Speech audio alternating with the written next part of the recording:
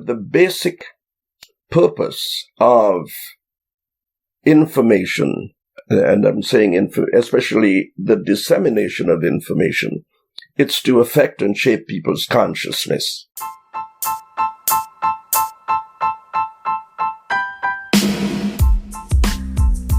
Hi, everyone. Welcome to the Foster Inclusion Podcast, and thank you so much for joining me. I'm your host, Saida Gomez-Fleury.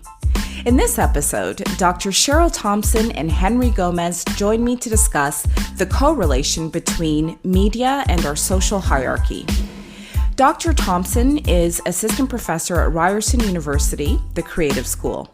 She has authored 2 books, Uncle, Race, Nostalgia, and the Politics of Loyalty, and Beauty in a Box, Detangling the Roots of Canada's Black Beauty Culture.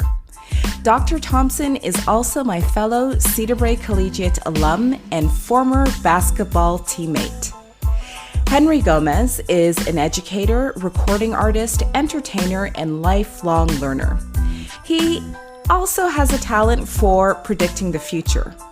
Many years ago, before the Kardashians were a thing, he predicted there'd be a market for butt implants. We all thought he was crazy, but obviously time has proven otherwise. Henry is also a Cedarbrae Collegiate alum, having taught there for many years. Stay tuned to hear our discussion about the history and evolution of mass media, how our social hierarchy is evolving with the digital age, and of course, Bitcoin makes its way into the discussion because it's tough to talk about our social hierarchy without talking about money.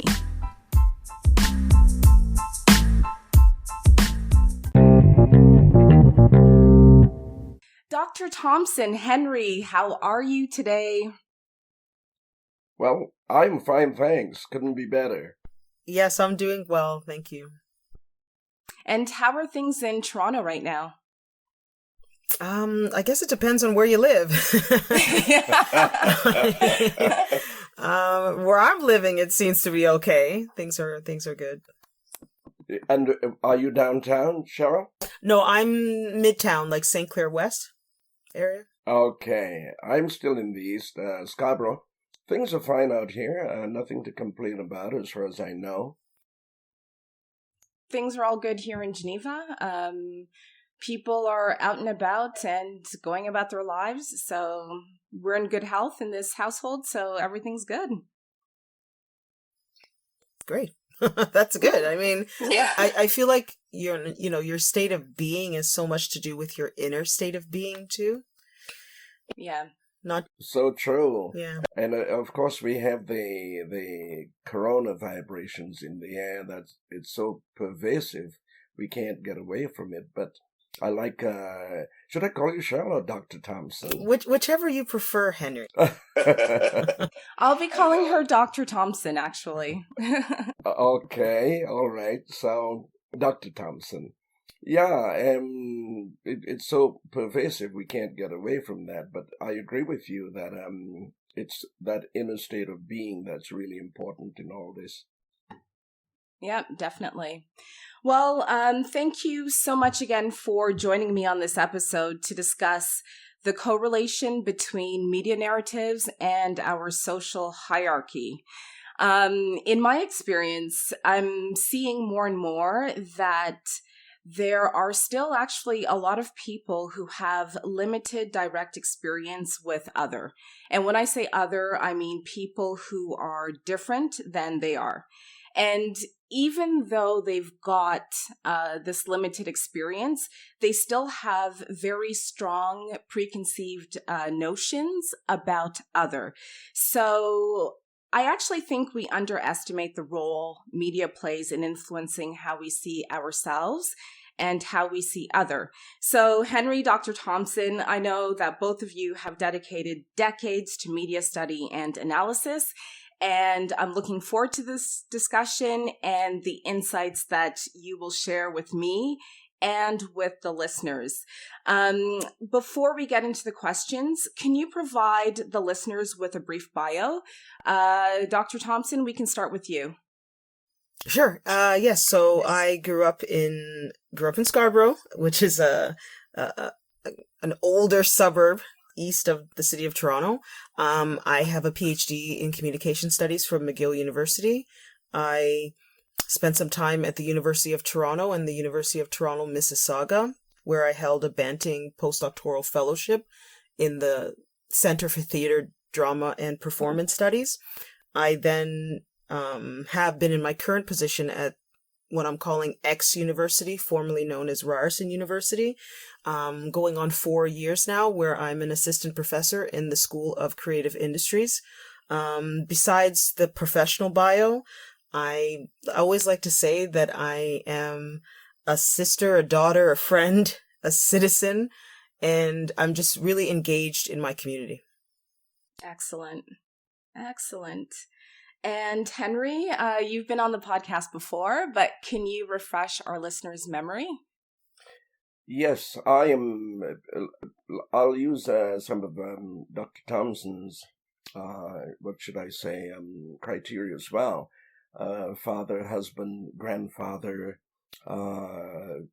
educator. I was about to say former educator, but I think in my situation, it's an ongoing state of being. I taught at Cedarbrae Collegiate for a number of years. I'm retiring in 2012.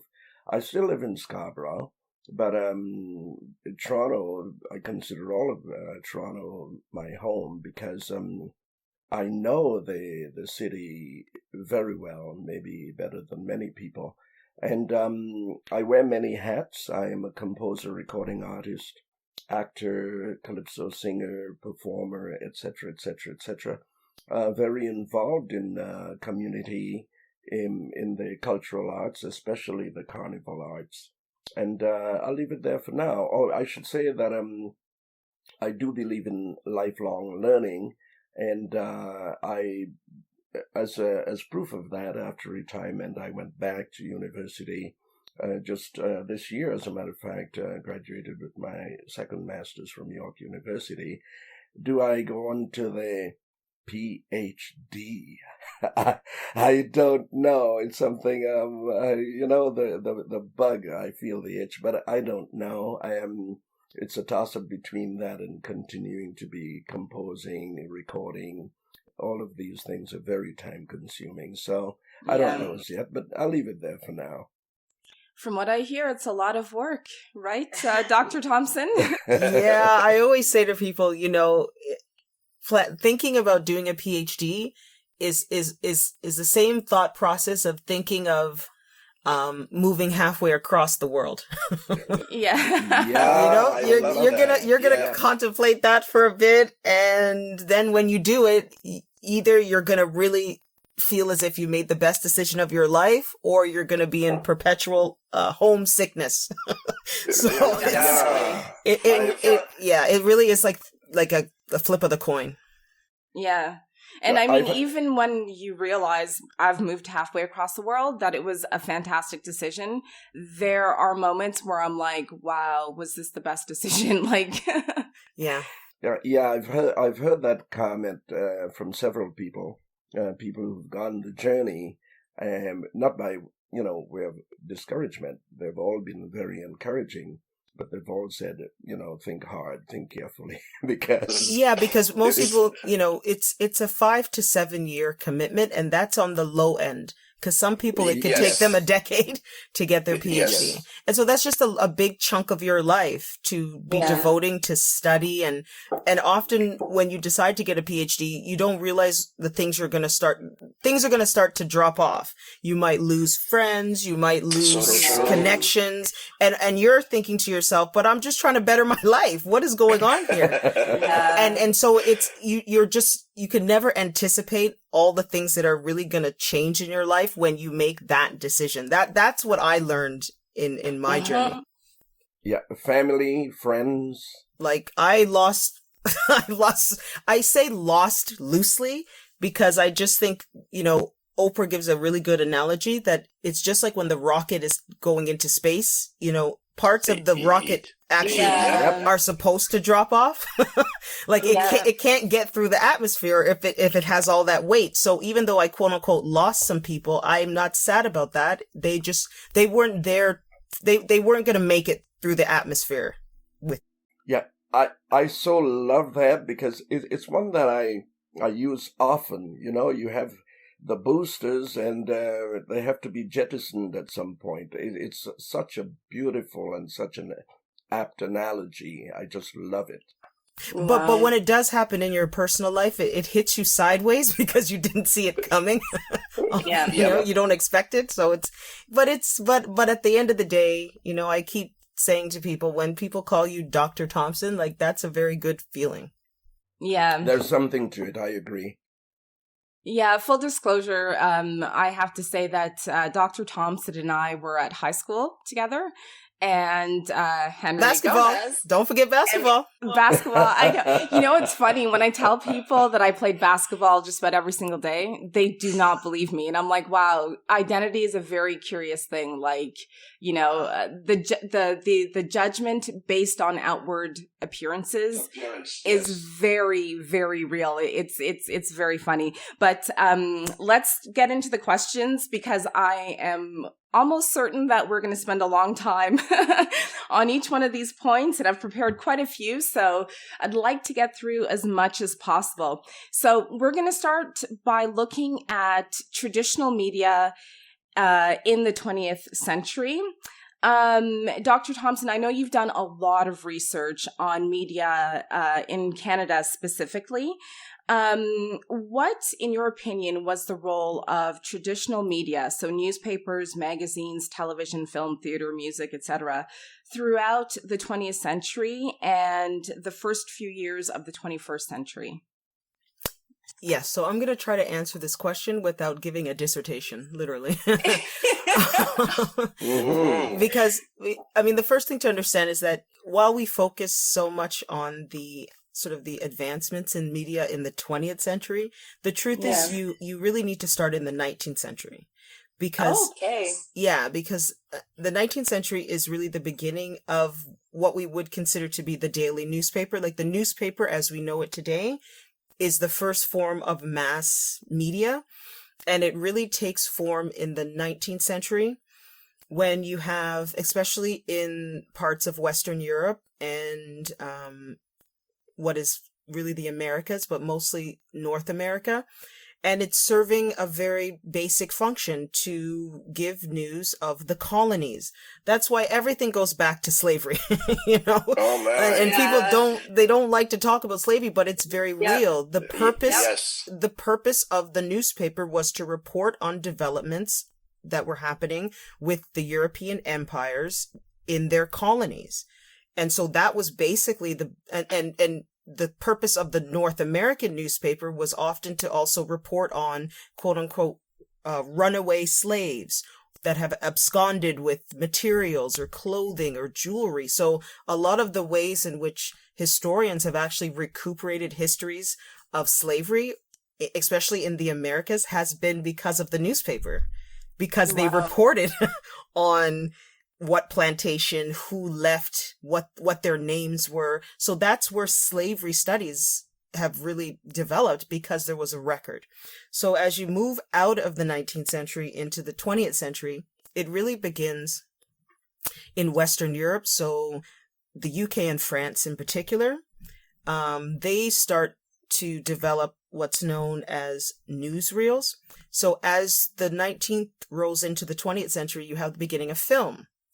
And so with the beginning of film, that's the first time that there's this realization that you can take the news that you used to print and roll it into like a very tight segment, maybe it's 10 minutes, and just give highlights. So the early newsreels, which people would access at theaters. So now we're into like the 1910s and 20s. When you would go to the theater, like early cinema, even if it was a silent film, there would be a newsreel that would just give you like little clips around the world. But those clips of around the world, again, are just clips of the Western sort of world and its riches and its spoils around the world. Right. And especially into the 1910s, 20s, and 30s, if we think about the UK, the British monarch, right? They used to broadcast their messages around their colonies. My grandmother is born in Jamaica in 1912. She would have heard the message from the king in 19 whatever, right? And so radio, tied in with the newsreel, tied in with the newspaper, is now serving a real function to basically assert the sense of the Western world is the sort of the controller, the originator, and the voice of information. And that information just travels from the Western world to other ports in the world. So everything is going west to east kind of thing. And this idea that these industries are also sort of the major outlets of power, essentially, right? Because the voices and I'll cap this to around 1950s. The voices till around the 50s were almost exclusively coming from only certain places. If it's not Western Europe, it's the United States, Canada, and that's basically it. And at that time, you also have community-based media, right? So a lot of quote unquote Black media started as community media, especially in the US with what they would have called back in the day the Negro press. That also starts in the 19th century. Why does the Negro press start? Because they're realizing that if we don't tell our stories, this dominant media is not going to tell our stories. And if anything, they're only presenting us in a very negative light. So they're telling you stories about crime, about poverty, about degradation. They're just putting all the negativity about non-white people essentially in the media, and it's circulating. So the Black press is really always starting from that resistant point of view. And as you get into the 1920s, 30s, and 40s, what you have is kind of the opening of transatlantic travel. So the steamship. You can't talk about media without talking about transportation. Actually, that's right. They're interconnected. So when you have the steamship travel and the Atlantic crossing, so it's in the 1920s really or 10s and 20s that people start making Atlantic crossings. They become more commonplace. That suddenly, if you are any media person, Black press, dominant media, you can now go to anywhere in the world. And you can actually report what's happening on the ground. So that's when you have the beginning of like this idea of the Pan-Africanism. Pan-Africanism, that concept is happening because Black people are traveling to other parts of the diaspora, as they would call it, right? And they're seeing this shared sense of, wait a second, whether I'm in England, I'm in America, I go to Ghana, I go to the Caribbean, I'm seeing states of Blackness that seem very similar. Like it's almost like we're living in alternate universes, but going through very similar experiences. And when you say states of Blackness, what are you referring to specifically? Like, what are the similarities? So this idea of, like you talked about othering, like the other. Yeah. So being othered by the state, you're living in segregated or quote unquote ghettoized communities. You're lacking access to equal employment. You're facing certain levels of police and state surveillance and possibly even violence. That is like universally being experienced by people who don't speak the same language, who don't identify with the same colonial histories. And they're starting to realize that there's something to this universal experience called Pan-Africanism before the 1960s that everyone is experiencing. So by the time, and the reason I break with time and say the 1950s and before, because the 1960s was not just a moment of civil rights. Everything was being shaken. It's like the earth was just like shaking itself, and everything was being rethought and everything was being reimagined. So it's really in the 1960s that news media as we know it today. So you turn on your TV and the news, the 6 o'clock news is reporting on what's happening, that really takes off in the 1960s. Because the decade of the 1950s was really the first decade of television. And in the early days of television, it was really just about entertainment, right? And the entertainment was really just to sell products, right? Because right? Television was really created for advertisers to sell products. But as you got into the 1960s, they started to play around with news, with different programming, and news became part of the programming. So you have a 12 o'clock, 6 o'clock, and 10 o'clock or 10:30, whatever it is, news. And so the news starts to take on, the television news starts to take on way more power and space than it ever did because of the tumultuous times that were going on in the 1960s. So the reason why people from the 1960s on would really become really like newsies, like people become obsessed with news, is because of that moment. Everything, all the social movements that happened in the 60s were televised. And that had never happened before. And was it like, were they fully televised, or was there at that time period a level of editing that took place? So the audience at home watching may or may not have seen the scope of some of the demonstrations, for example. Yeah, no, this was the early days, so there was no editing. So a lot of take the Vietnam War, which was broadcast on television in the 1960s. One of many people say that was the ignition for the anti-war movement, because that was the first war. Reporters would be in the field in Vietnam, and you would see blood and guts, literally people being blown up as you're watching the news.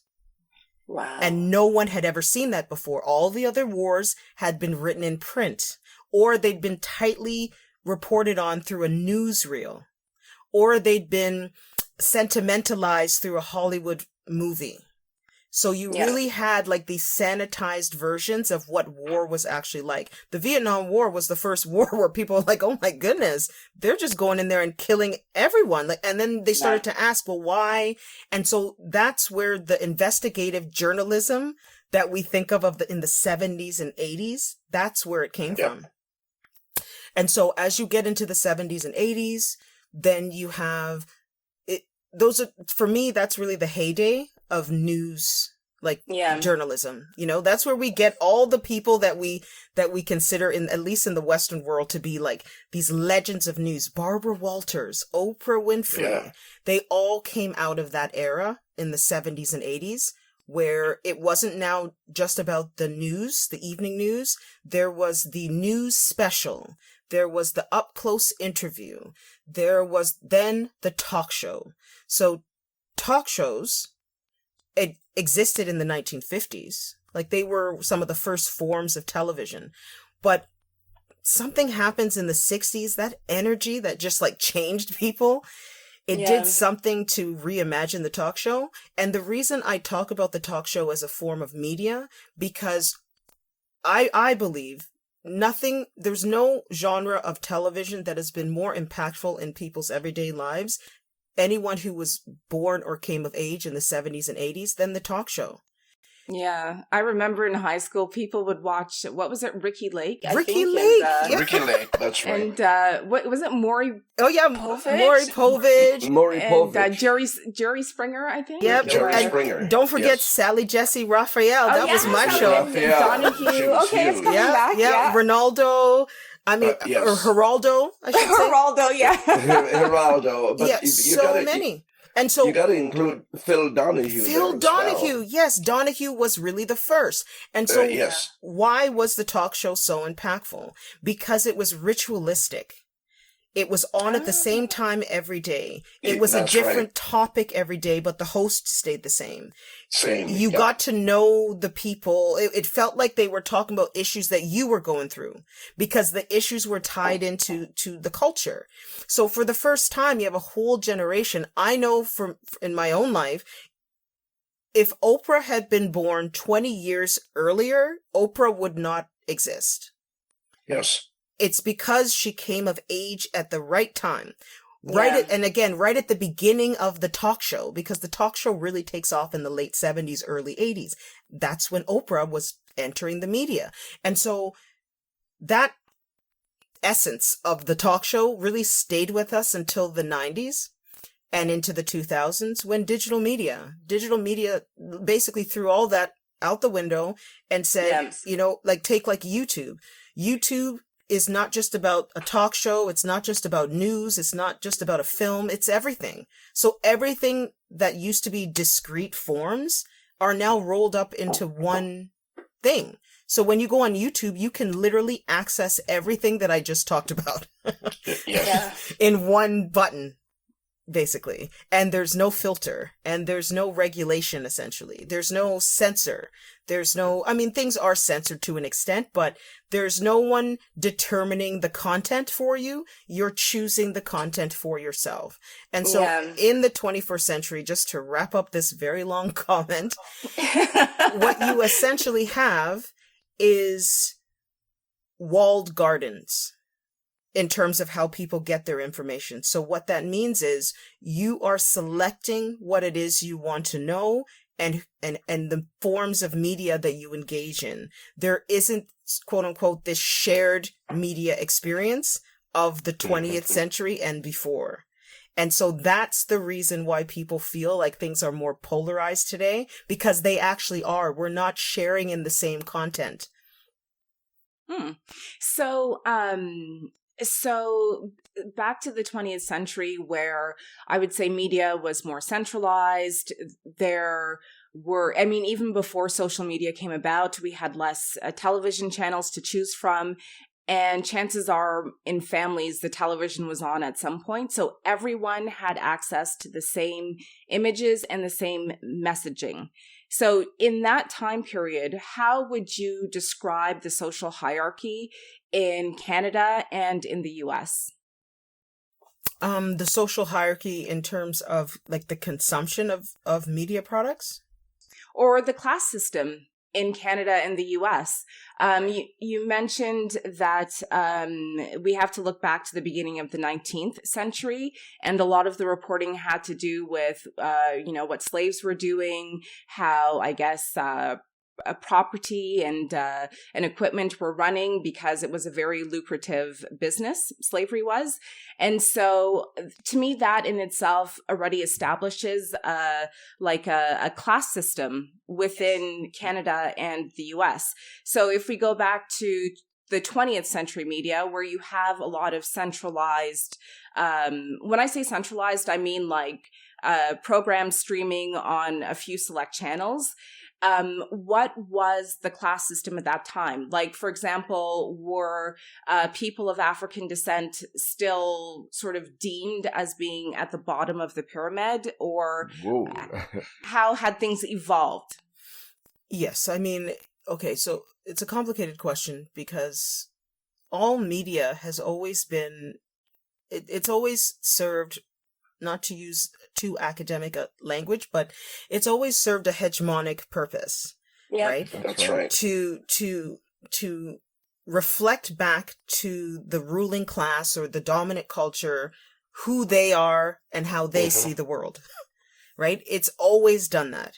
So even today, when they talk about diversifying newsrooms, they're still talking about bringing in quote unquote diversity, but to tell the same stories so that the dominant culture can see itself reflected. Yeah. And I think, so when we talk about class and power and social and this, I think, I don't really necessarily agree with you that people of African descent have been at the bottom of something, because I think what it is that Black people are, in my opinion, some of the most creative people in the world. So when we're excluded, we create our own. And maybe our own doesn't have the same distribution, doesn't have the same support, but we have always found ways. I do believe this. People of African descent have always found ways to share their stories. And it just is a matter of, well, how does it get expressed? In the late 70s and early 80s in the inner cities, especially in New York City and the South Bronx and Brooklyn and Queens, that it came out as graffiti, and it came out as street art and street messages that now, by the way, you can go into the most high-end museums in the world and see and find them there. and find it there. So we've always found ways to express ourselves. It's just that when it comes to mass media has always served a very socializing, hegemonic purpose. And I think people are finally getting to a point where maybe we want to understand those systems and structures. And I think too, if I may, we must think in terms of power, ideology, its ownership, which is part of the power, the ideology and the control. And I think it's almost impossible to think and talk about media without looking at that pyramid. Dr. Thompson just mentioned that hegemony, which again brings us to power and control. And I think that the mass media, and I'm glad she's made that distinction, because we talk about mass media and communication, and that is why I believe the ownership and the ideology, this is the other part, the ideology behind that ownership determines what we see, what we hear. And now that we're in the 21st century, there have been and there are so many challenges to that hegemonic control. Well, there have been challenges all along, but I think with the development of new technologies, information systems, communication technologies, I think that poses in some way a kind of challenge, a kind of threat. But those with the power, especially the economic power, they always seem to find a way to come together, to unite, whether it's through cross-directorships, ownerships, vertically integrated organizations and so on. They always seem to find a way to pool their resources and their ingenuity to maintain that kind of hegemonic control. That the term that you just used, like vertically integrated media, just to explain that, because people actually don't realize that prior to the 1990s, media was actually more democratic. That's right. There was way more independently owned radio stations, TV stations, newspapers. Even it was much easier actually. If you wanted to get onto the TV, like it was really easy to do that. There was a lot of access that you would have had it's actually in the US that steered a lot of this. So post 1996 under President Bill Clinton, it was the first massive overhaul of the Telecommunications Act that had really been untouched since the 1930s when they were addressing the issues of radio and film. And what under President Bill Clinton, what the ruling or the new changes to the Telecommunications Act in the US and then the Western world started to follow after that was that you should democratize the ownership of media, and you should make it that media owners can not only do they own the content, they can also own the distribution. And so that freed major conglomerates like the Disneys of the world to just start buying up all the stations in Canada. Yeah.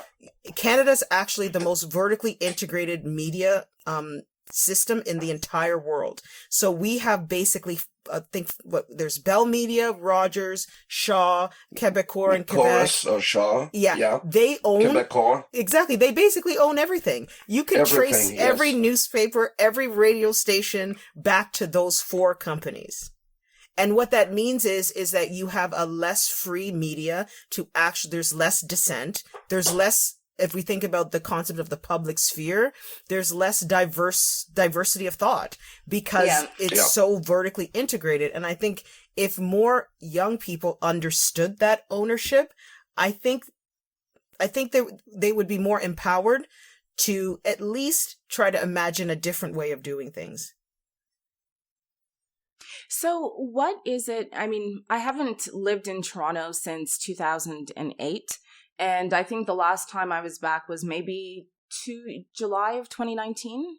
And and I wasn't there for very long. What is the media landscape like in Toronto? Like, do people, this might sound like a silly question, but do people still own televisions? Do people watch TV on a regular basis? I mean, I don't own a TV anymore. I am strictly internet, and I read a lot of books, but I don't actually own a TV. And I know that more and more people have shifted towards getting rid of their television altogether. So what is it like in Toronto right now? Yeah, I mean, I'll let Dr. Thompson go first, because I think she's more closely in contact with younger people, especially undergrads. Am I correct? Yes. So I think there is an age divide to that question. First of all, I think North American, Canada, US people are just more inclined toward actual televisions than other places in the world. Just because this is the TV land, television came from here, and we're also just culturally speaking, the idea of having a family, going to the suburbs, having a house, all of those idealisms are really North American driven, and I think they've been put on the rest of the world to adopt, but they're really North American, like, ethics, basically. Yeah. Right? That most of the world doesn't really live by.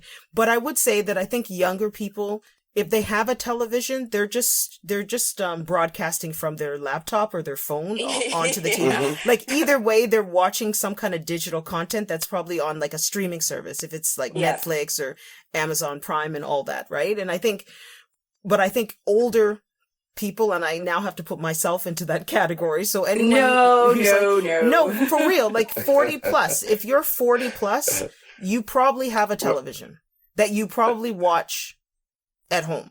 And then if you're 50 plus, that's probably the only thing you watch. Like, you probably definitely have a TV. Yeah, you have a television. Yeah, and you're not gonna. My parents, who are in their 80s, they stream, they have Netflix, so they will, but they're not going to watch that on a laptop ever. Like, they're going to put that to a television. Like, yes. So the TV, and I think even during the pandemic, like, television sales, at least in Canada, have been off the charts. And there's good reason for that too, because people are locked in for much of the time, and they have to have some form of escape. There's the saying that the TV is the window on the world, and I suppose that during this pandemic situation, or this plandemic or scamdemic, depending on how one chooses to interpret it, I could see why the sale of television sets and so on will have skyrocketed. But I think too that again, with the younger people, millennials, Gen Z, the cell phone is really the medium of let's say contact, the medium of contact with one. Well, it's community, because well, not maybe, but especially because of that the interactive nature of the communication. It makes it much more appealing to the younger people. But what I find very interesting, Henry, is that I think people who don't watch traditional television, I just think that, and they do everything on their laptop. I've seen it with even people I know. They seem to be more susceptible to conspiracy theories. Okay. Like, I see a connection between not plugging, like, I'm one of those people. I have traditional television, meaning it's an old TV, so it's not a smart TV, so I can't even stream. I couldn't stream to the television if I wanted to. So it really is old. It's that two-way model of message created and I receive it. And you receive, yes. Yes, I unplug from the digital space. I do. And I think people who always spend all their time on a laptop or a phone, for me, I just think it's actually dangerous, because you're always inclined, you see something, oh, let me look that up. Oh, let me look that up. Like, you're in a constant, let me look that up phase. And I just think that makes you more susceptible to conspiracy theories and to believing in some things that are like, okay, have you fact checked that? And I think we're also losing the ability to just unplug from the interweb. I think the internet is a great thing, but there's something for me when I'm done for the day and I close this laptop, I don't open it again until the next day. Yeah, that's good, to be able to withdraw from that. But don't you think, too, that to some degree, people have lost faith in the legacy media? And because of this, again, hegemonic control, people have lost faith, and not without reason, because they have discovered, and here's where I would take the opposite view as far as the internet is concerned. I would say thank God for the internet and people's willingness to check, even though sometimes they might misinterpret, or some of the information might be wrong. We have the term fake news, but we have discovered that what might be fake news today turns out to be factual tomorrow, and so it is. I think it's not one or the other. I think that being able to check, and even the fact checkers, one has to look at who holds the power over them and who pays them, because we are discovering too that some of the fact checkers are not without bias. They will have at some point been executives at Facebook or at Google or some such. So, it presents, it sets up the set of dynamics that it makes it precarious in a sense. But I think the end result is that sometimes we do not know what and whom to believe. And that is very dangerous. Here's where I come in, and here's the stance that I take to that. I would compare it to say if you go to a library and you're reading a particular book, like a book on theory, for example. So you went to that library and you read that book. And now you think because you've read that book, you know something, like you know a lot, right? As opposed to that you go into a class with someone who is trained or has some training, and the book that you read at the library is now on the syllabus to read in the course. And now when you stumble on something in the reading or you disagree, you can now get into an exchange with someone about those disagreements, and then you can basically put what you read in that book into context. To me, that's that shared experience of watching traditional media and being able to do that. I'm saying that there's something with that being gone, that now you have people at the library reading books and they're not getting into a debate with anyone about it, and they're not able to question anything. And so some of the information is actually just really like misinformation. It's not even fake news. It's just misinformation that they are now absorbing.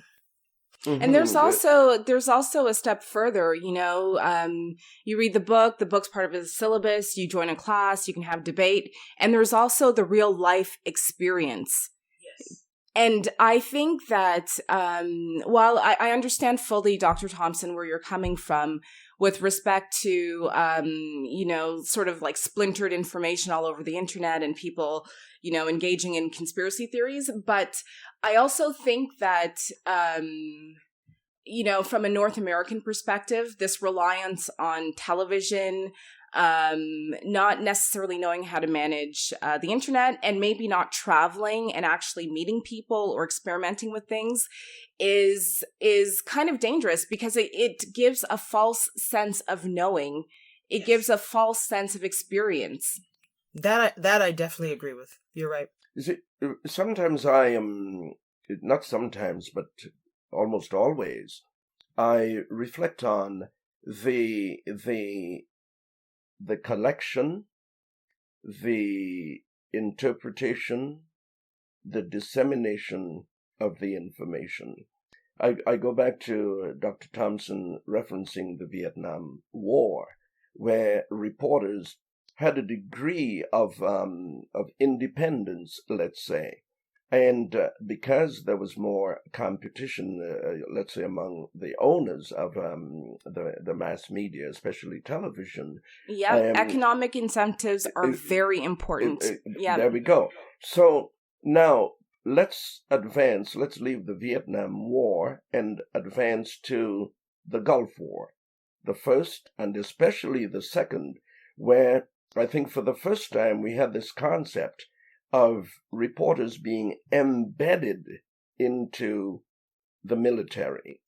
Yes. That's where I first heard the term, being embedded, which means the independence that the investigative journalist, and I make a distinction between reporters and journalists, yes. And I do that deliberately because I think the words mean exactly what they imply.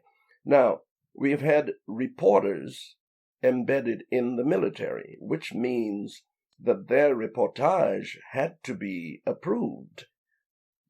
And so when I speak about people losing confidence in the legacy media, there are enough examples to support that. So where we are now with the access to so many sources of information, and I agree, some of which is misinformation at times, it really behooves people, especially those in like gatekeepers and those in positions of influence, to be as vigilant as possible to ensure that the information that is coming forward, that information is factual. And in many cases I've seen, especially again on TV, that's not the case. And when the mistake is made, it's very seldom corrected.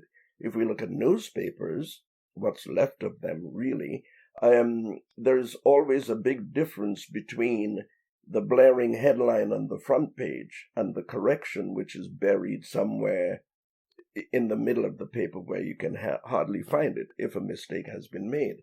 So it brings us to this point at which it's in a way it's a state of confusion, but in a way I think it could be quite healthy and beneficial. No, I mean, I definitely agree with that, but I know for myself, and I'm probably in a very, niche group, one of the things I like about still having TV is that I watch a lot of local television. Like I try to find, good for you. I do. Like I watch my TVO, TV Ontario. Oh, nice. I literally do. Yeah. I tune into my PBS, public broadcasting service in the US. Like I watch a lot of public television, more than probably a lot of people do. And so for me, the TV still holds educational value. Yes. I'm not a streaming person. I can't spend my whole day being entertained. Like, I just don't know how people can just watch sitcoms and movies all day. Like, I just can't do that. So I'm a little bit of a different case. And I watch multiple news channels, not just one. Like, same here. So I think we're getting to a point, just like we have a smartphone, we just need smart citizens to engage with media in a complex way. And that's the big challenge, because it seems as if, and I stress seems, that most people simply want to be entertained. Yes. And I think that those who feed that kind of that kind of information to people, they understand this, because let's face it, they have the money and the power to hire the psychologists, the behavioral scientists, and so on, to do these studies and understand how to target. What do they call it? I think they call it psychogenics or something like that. It's an actual term. And they target the demographic groups and so on, so they know exactly what to feed to their niche or their demographic group. They know what they'll consume. And now, again, but let me jump back a bit. I'm going back to some of the comments you made, Dr. Thompson, about let's say the late 19th century into the 20th century and on. I think that the basic purpose of information, and I'm saying especially the dissemination of information, it's to affect and shape people's consciousness. And that being the case, which is why I bring it back to the ideology behind the ownership, because you know the saying, who pays the piper calls the tune. And I think here's where this concept of the pyramid, which is one that I believe holds a great deal of power in understanding the hierarchical structure, which has to do with money, power, ideology, ownership.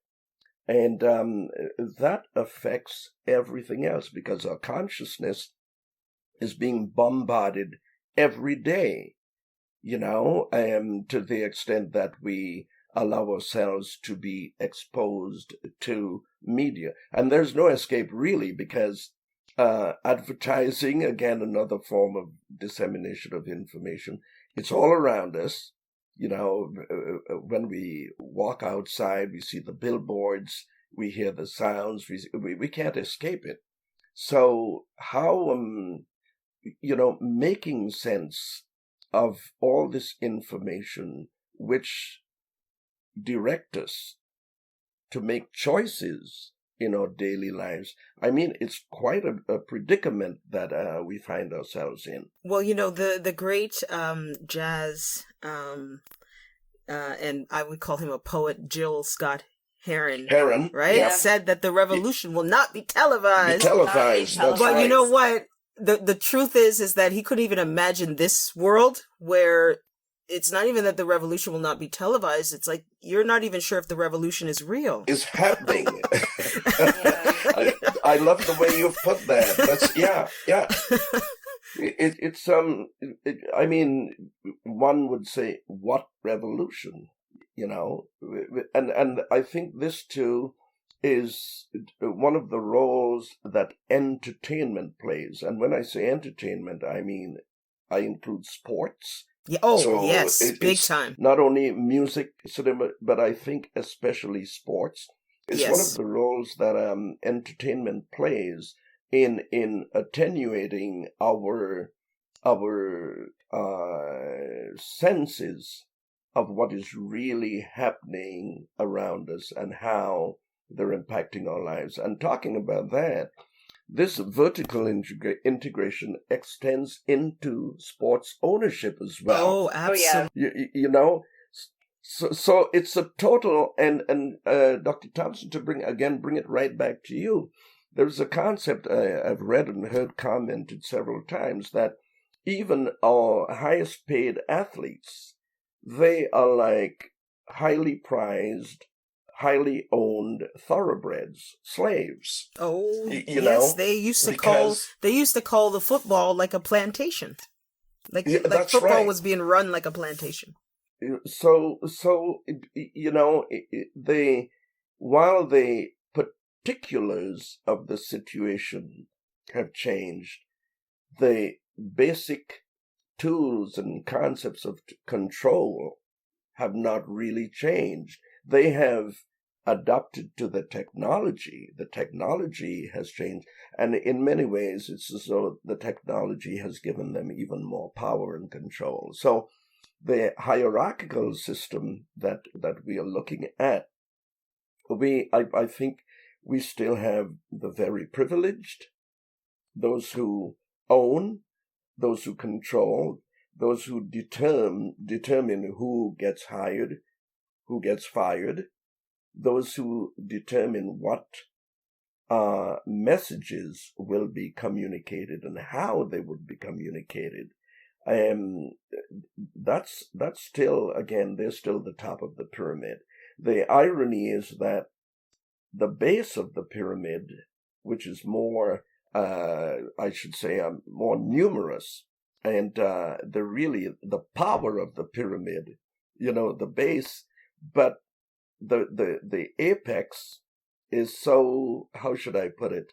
That sense of ownership, and maybe because they are so few, it is easier for them to unite in their ideology, even though they may fight at times, but to unite to protect their common interests. And the people at the base of the pyramid, well, most of them, and this is not to be disparaging, don't even understand what is happening.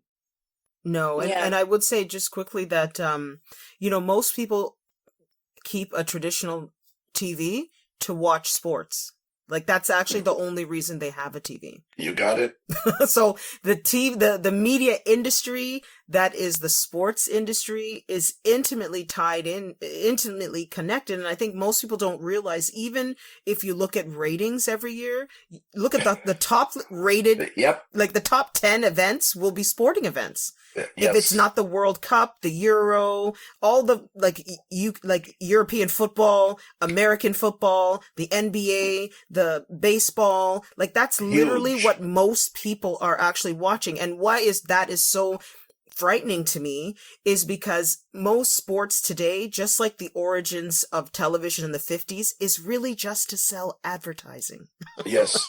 It really isn't about, like, you get so hyped, oh, my team. It's like, pay attention. There's a reason why the entire stadium is littered with ads. There's a reason why even sometimes if they're going to announce the players, they'll tell you who it's sponsored by. I love tennis. Watch the U.S. Open. The Mercedes symbols are actually in the net. Okay. Right? Or Formula One, you see Rolex everywhere. Only this past U.S. Open where I was like, oh my gosh, like this whole event just to sell cars? Because it's really got you twisted. So I think we have not paid enough attention to, at the same time, in the 1970s and 80s, like I mentioned, the growth of the talk show. That is also the growth of major league sports. Just taking over television programming like it's never taken over before. And I think that's a tougher conversation because all of us here probably love sports, right? There's probably things that you love about it. But if you think about the business is actually a bit dark. It's not as celebratory as and it's not the athletes, it has nothing to do with them. It's the management. That's right. That's right. It always comes back to ownership.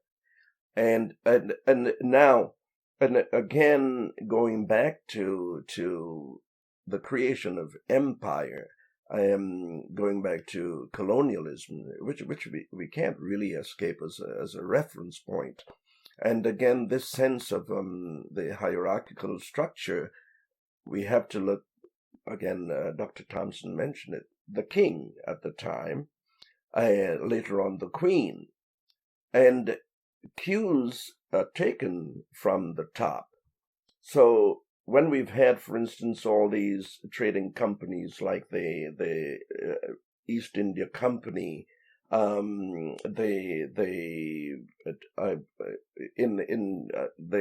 can't remember the name of some of the companies here that operated, that set up business in North America. The British, I think, West India Company as well. All these different companies that were set up had to have royal charter, you see, and that again set up a chain of, let's say, a chain of command, a chain in the hierarchical structure where the power came from the top, and everyone had to fall in line in accordance with that power. Sometimes your very life depended on it. So it's been so well entrenched that I don't know if it would ever change. We may have illusions of change because people want to succeed. They want to be seen as successful.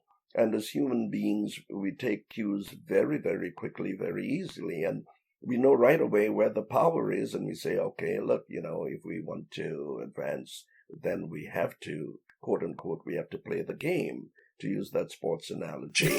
Yeah, exactly. So, in the book, The Sovereign Individual, I think it was published in 1997 or something. The book speaks about the information age, and basically with Y2K and with in the 21st century, we as humanity would be heading into the information age. So the book argues we went through the hunter-gatherer period to agriculture, to industry, and now it's information. Mm-hmm. Would you agree, or could it be that previously, Henry, if we were to refer to the pyramid scheme, within the industrial age, those at the bottom of the pyramid were the workers, were the people literally on the ground and in the field? Well, yes, one might look at it that way. And they, at that time, to realize that they had a lot of power, and very often they did shake the pyramid.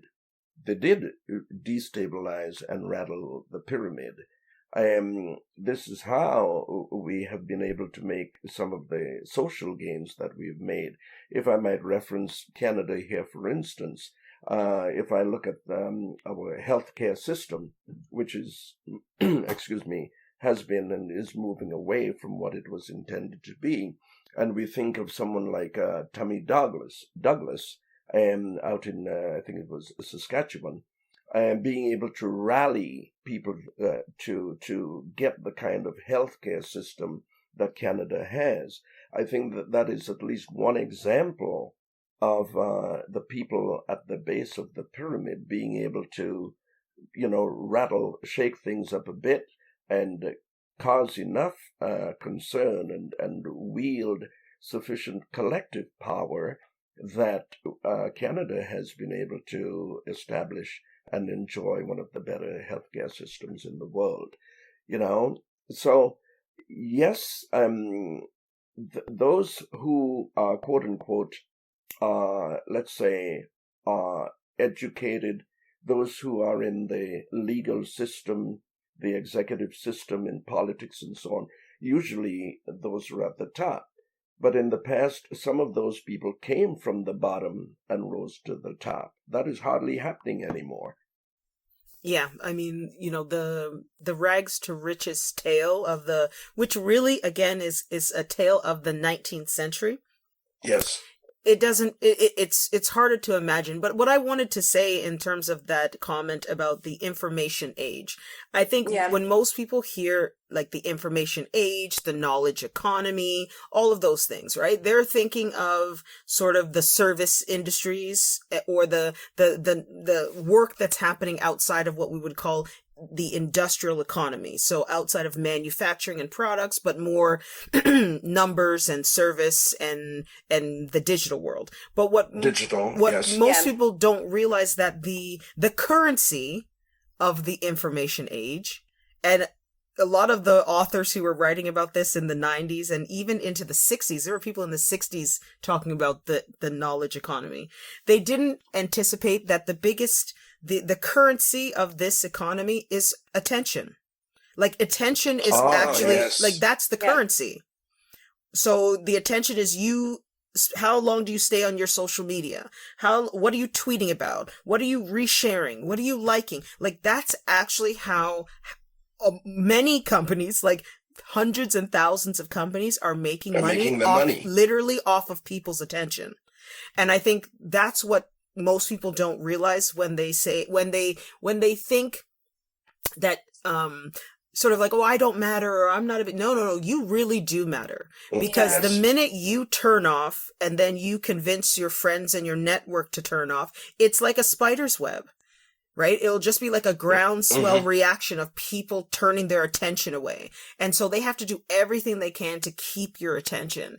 And I think that the scary part for me is that that's an immaterial form of currency. Right? And as we know, things that are immaterial, that have no material form, they don't last. They're actually not meant to last. So it's actually a very scary thing to think, if you step back, how many economies are literally banking on this so-called information. Yeah. It's scary to think about because it's not based on, you know, I always say this to people. People are like, oh, we don't need like physical money anymore, like cash and coins, all that stuff. Right? That's, yeah, it's dated. Dr. Thompson. Yeah, it's dated, right? Like, I know you're into this too. Bitcoin, that's the future. Like, that is the future. And I say to you, it could very well be, but now let's start thinking of the checks and balances that we are going to need, just like cash money has checks and balances. Banks have rules and regulation, right? That deal in hard cash. And yet we're talking about this new world of basically invisible money, but we're not talking about the regulation and the structure that we need to support it. That's the conversation that I have yet to hear with people. I think you should deep dive a little more in the rabbit hole, because that conversation has happened. It's happening. It will happen. Ongoing. I mean, if you look at the blockchain, the distributed ledger, all of the information that's available where you can literally see every transaction in a block, the protocol has rules coded in itself. And so I think one of the key issues is adjusting your mindset to say, like, the state will not issue the rules. The state that's will what not I mean. Govern. Yes. The protocol is the governance, and each participant, like Henry mentioned ownership previously, you know, if you look at privilege, who owns, who controls, who determines, as soon as you separate money from state, and each individual participant, they could have, you know, 10,000 Satoshis, they can have 10,000 Bitcoin. Their participation is not determined by the amount of Bitcoin or Satoshis that they hold. And they know that with a change of governance or power, the inflation schedule is not going to change, because it's in the protocol. The governance is the protocol itself. Yes. Exactly. And if you are interested in that discussion, I will share many resources. I'm abreast of it, and I think okay, this is sounding interesting to me. I think because it's sounding like the early days of the internet. Yeah, what the internet should be. Yeah, exactly. What the imaginary was for the internet. So my thing is, we've seen what happened with that. To imagine a world that won't happen again with this, that's what I'm kind of like, okay, what can we do to make sure that doesn't happen again? Doesn't happen. Well, it's fully decentralized. And I mean, like, I run a node, you may run a node if you want to. The whole point is that this is a network that is literally and truly decentralized. There are people who run nodes in Switzerland, in France, in El Salvador, in the UK, in the US, in Canada, in Germany, and people may communicate on Twitter. People may communicate via instant messaging. People may communicate on Trima. There's so many platforms. People may choose not to communicate. If there's a change coming through and I see a software update or something for my node, I can decide. If I'm not sure, I'm not a developer, I can read, I can ask questions. I mean, it is truly decentralized. There's no vertical integration. Just quickly, my only pause is to recognize that I don't know what the exact percentage is, but it's still close to probably about 50% of the world that is not plugged into the internet. And so my issue is about poverty and people being left behind, because there's a lot of people who don't even have Wi-Fi. Like, they don't have access. And so for me, it's like an accessibility issue, right? And I think about people even here in Toronto my sister doesn't have internet, doesn't have a smartphone, doesn't have any of that. And part of that is choosing, and part of that is just kind of being left behind. So I think anytime I think about currency, I always think, well, if we go back to the beginning of currency, like if we think about the gold and silver and how all of those things were exchanged, at the end of the day, those things were also part of the hegemony. Like, that is what was being exchanged. And there was a whole swath of people who were just left behind. So I think that's my concern, really. Like, I'm not certain, though, that under the current banking system, we consider the extent to which people all over the globe are left behind. Mm-hmm. Even people in the U.S. who don't have access to banking services. When I visited Silicon Valley, real life example, I went to Google, I went to a few tech companies, and I kid you not, walking on the way there were people sleeping on mattresses in the road. Yeah, absolutely. Yeah. It's go to San Diego. It'll shock you too. But so that's my point. So it's like, I always think one of the things about the world that has always fascinated me is it's like thinking about space travel. How they're like, oh, it's the next frontier. Well, we got a lot of stuff down here we're trying to fix, and now we're talking about the next frontier. Like, can we fix? Let me fix the system with the tools in the existing system. Yeah, let me jump in here a little bit. I got to go way back now and make some biblical references. Oh, here we go. And, because it's this has influenced and controlled so much of our consciousness over the years. Yeah, it's true. But one of the things we find is that there's the saying, the poor will always be with us. Yes, and very true. So as far back as we can trace civilization, whatever we take that to mean, okay, we find that there are some people who've been left behind. We may not know the exact reasons for that, but I think it is reasonable to conclude that whatever the power structure of the day was and is, that power structure has never really been interested in making sure that everyone gets, taken on the journey. That's true. Yeah, fair. I think that's because one of the theories I have held is that, and I think this is supported in some economic studies as well, is that full employment is not the desired position of those who own the means of production. Yeah, no. Because by holding some potential employees in abeyance, it keeps the employed in line. Because when one knows that 10 people are ready to take your job, you're going to comply. So this sense of people being left behind, I think it is part of the formula. I think it is deliberate, even though it sounds harsh to say that, but I think there's ample evidence to show that it's deliberate. Now, when we come to let's come to money. We have now fiat currency. Yeah. And when I look back at, let's say, at least part of the history of money, from gold, bartering, but we come to the West, the U.S., and I say the U.S. because Canada usually has to follow what the U.S. does. Yes. The U.S. and Britain. We come to Nixon and the gold standard. I think it was 1971. Oh yeah, that was a big move. Yeah. So you go off the gold standard. We have the Federal Reserve, which many people think is government owned. The Federal Reserve is a private corporation. That's right. Okay. Its business is creating money, which it lends to the U.S. government and whoever else. The Bank of Canada, you look at the Canadian banknote, whether it's the 5, 10, whatever it is, it says the Bank of Canada. Well, that's owned by the Queen, which many people don't know. Yes, that's so.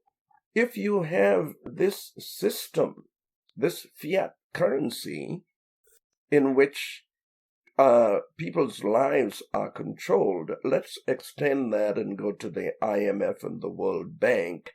Okay, these are private corporations. How is the money created? Out of thin air. Let's say you want to have a mortgage, you go to a bank, you have the down payment, you sign some papers. The bank does not put up $800,000 physically for you. There's some dots on a computer screen, and voila, the money's there.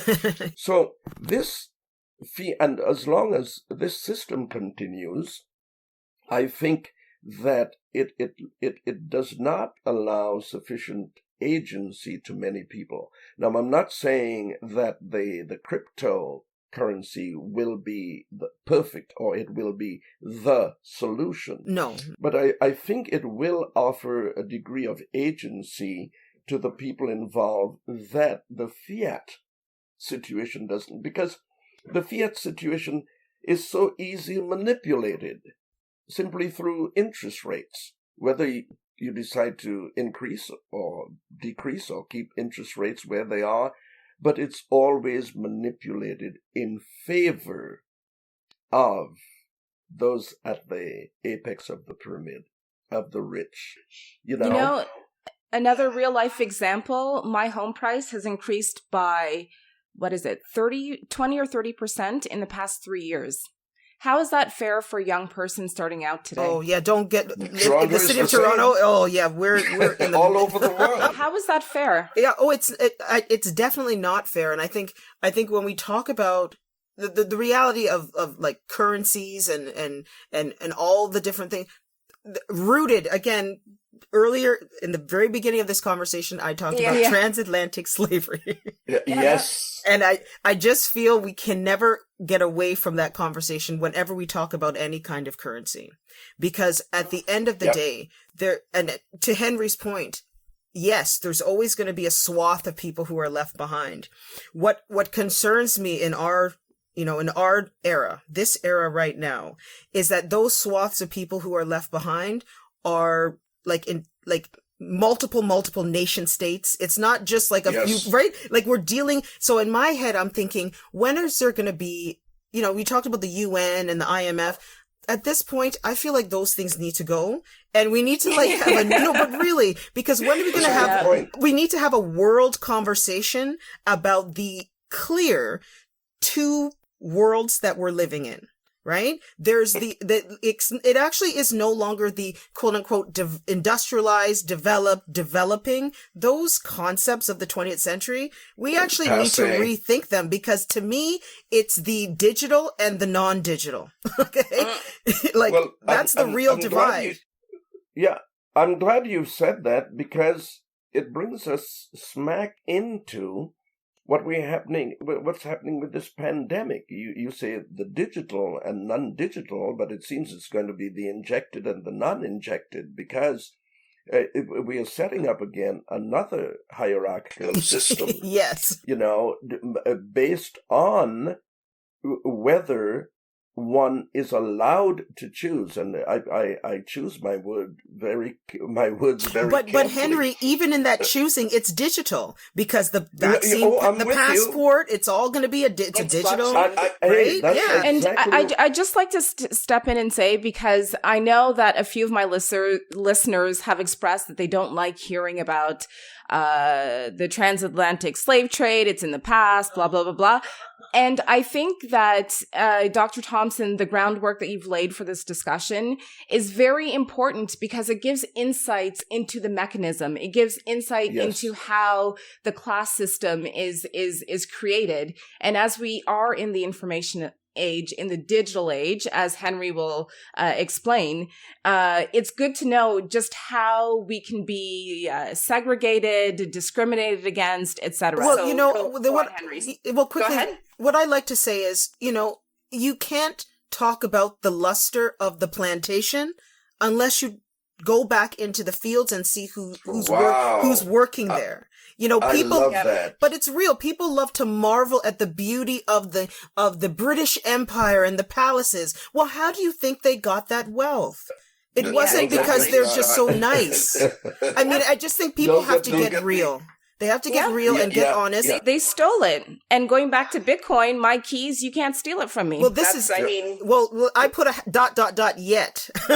No, girl. I'm going to... Okay. I'm a bit pessimistic when it comes to currencies. I just think over time, people find a way to mess with a great thing, and they find a way to control it. If you have time, And if you are willing, you can create a very basic wallet on your phone, and I will send you a few Satoshis just so that you can get a sense of what it's like. You can play with it. You like it, you don't like it, but at least you would have had the experience to develop your opinion further. No. It's not about my opinion. I'm just going off history. Like historical precedence tells us that whenever there's a new mode of, whether it's mass communication, such as the internet, or and in many ways currency is a kind of communication, that eventually there comes a time where people consort, people that we don't know, and they find a way to figure out how we can control this thing to take the agency away.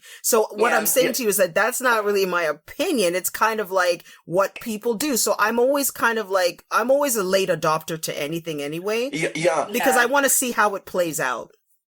And not without reason. I can understand where you're coming from with that. And I think that at this point it's fitting to introduce Marshall McLuhan, who is, I don't think we can talk about communication, even in the digital age without referencing McLuhan, who I think, and so do many other people, was, let's say, like a communications prophet. Yes. PHET. Yes. And his concept of the global village. Oh, yes. It's so apropos. And exactly as he posited, that the global village doesn't necessarily mean, kumbaya, love, peace, and harmony. People are going to be bouncing up on one another, in some very uncomfortable ways. And we see it happening. But and he has a concept called the tetrad, which is even though it's not science, but it's a way of looking at innovations. Essentially, he saw technological and I would say even digital developments of extensions of human capabilities, extension of the body, of the senses. And in this tetrad, he talks about new technology. It's introduced. It at some point it reverses on itself. At some point it obsolesces other technologies and so on. At some point it combines other technologies.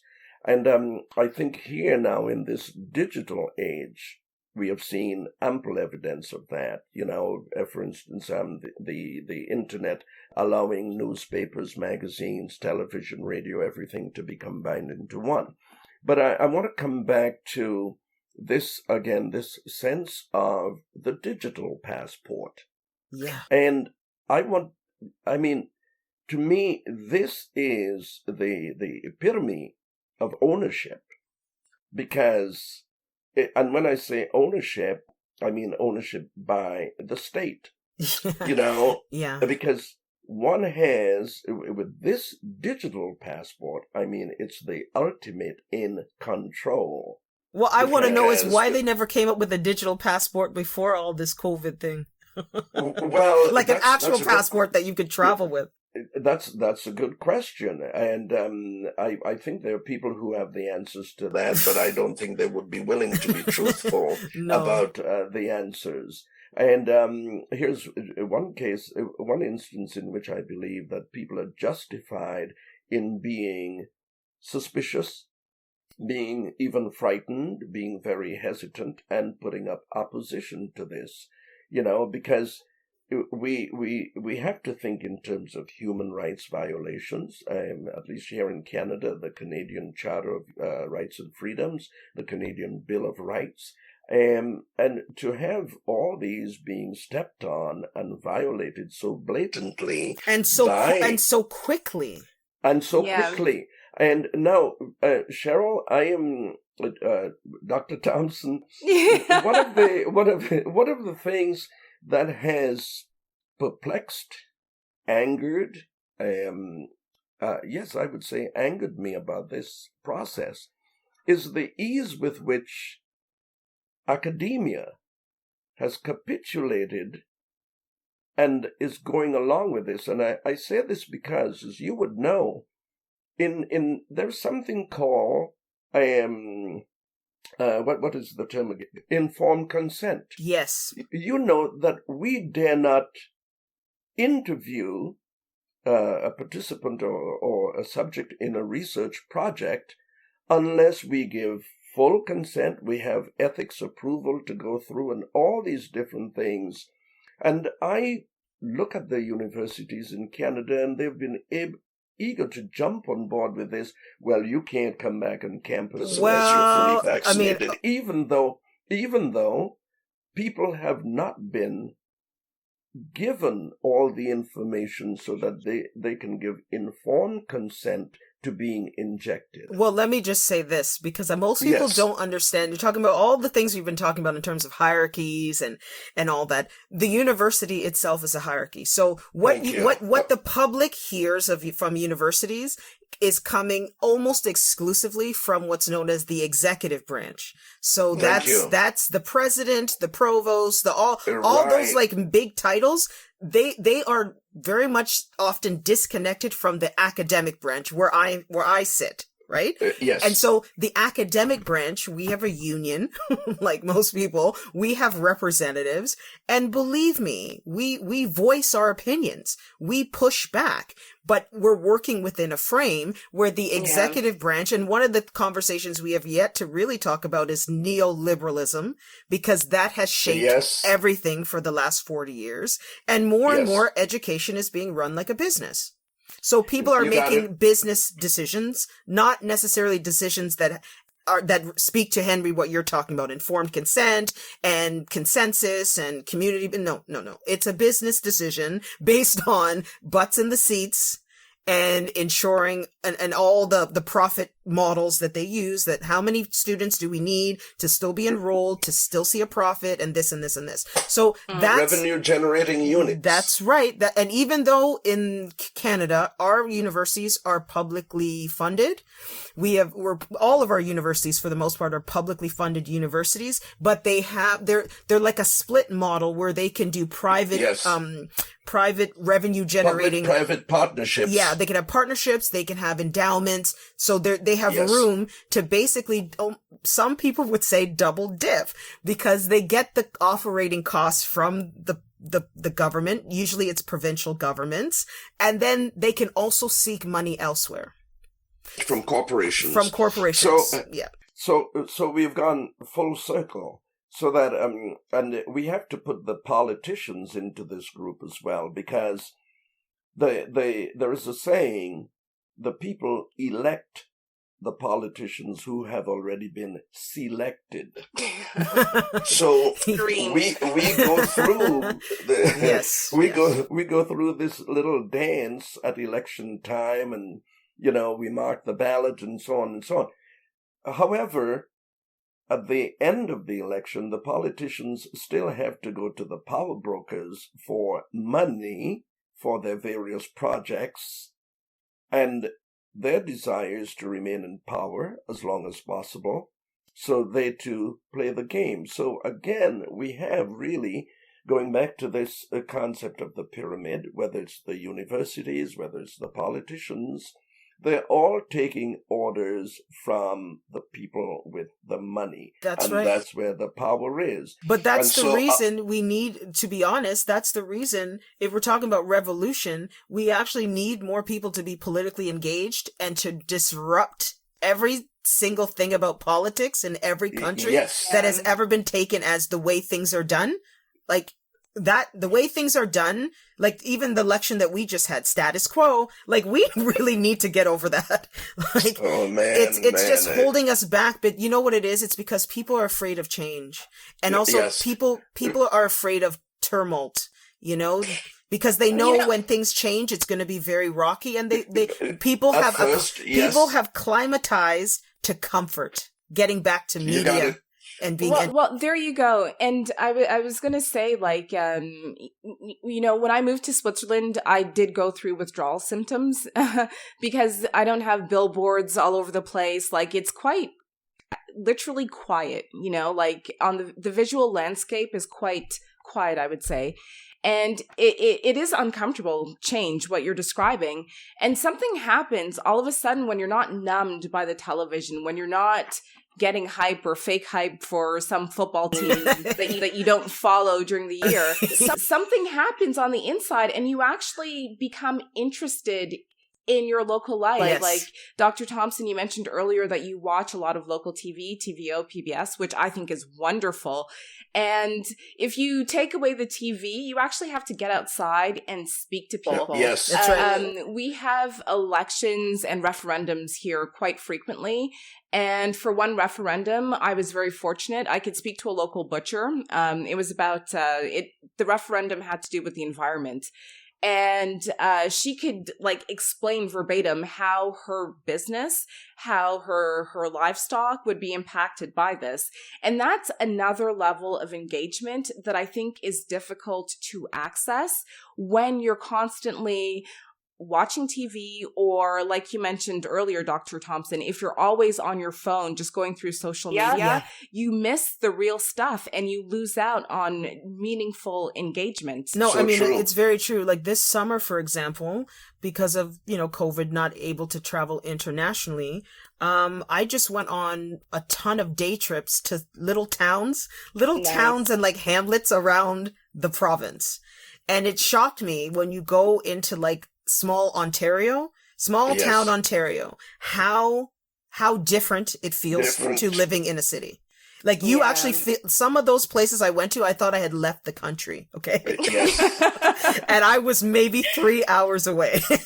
Yeah, I agree totally. And for me, even though that was just, my local community or my local vicinity, it opened my mind to the fact that when you do live in a major city, you do have a bit of blinders on to the life outside of the noise that you described. Like you actually don't know what life is like. And so think about where, again, to Henry's point, where do most of our political leaders come from? Cities.